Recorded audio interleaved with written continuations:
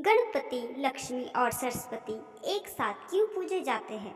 भगवान गणेश, लक्ष्मी और सरस्वती की एक साथ पूजा खास तौर पर दिवाली पर की जाती है।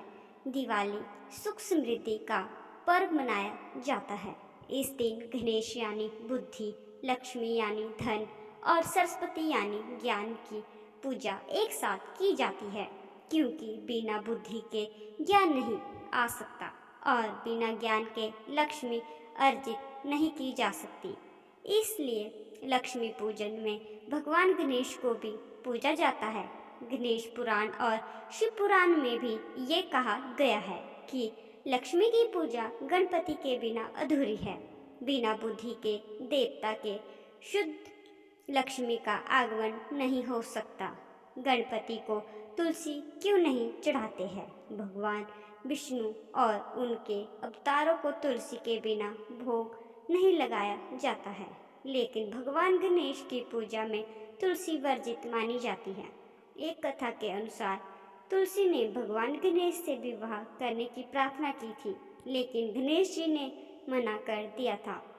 इस वजह से तुलसी क्रोधित हो गई थी और उनके गणेश जी को 2 विवाह होने का श्राप दे दिया था।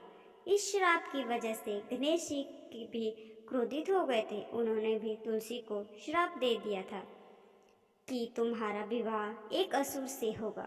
असुर से विवाह होने के श्राप सुनकर तुलसी दुखी हो गई। तुलसी ने गणेश जी से क्षमा मांगी।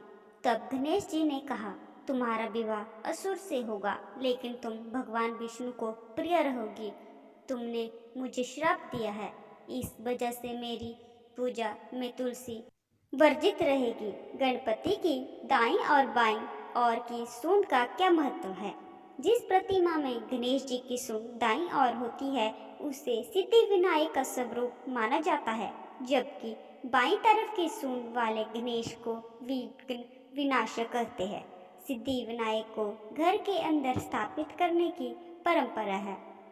विघ्न विनाशक घर के बाहर द्वार पर स्थापित करते हैं, ताकि घर के अंदर किसी तरह के विघ्न प्रवेश ना करें।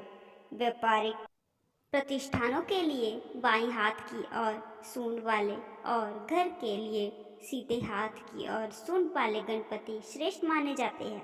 गणपति के हाथ में अंकुश क्यों है? सतयुग में भगवान गणेश ने 5 प्रमुख दैत्यों को पराजित किया था। ये दैत्य 5 बुराइयों का प्रतीक माने गए हैं।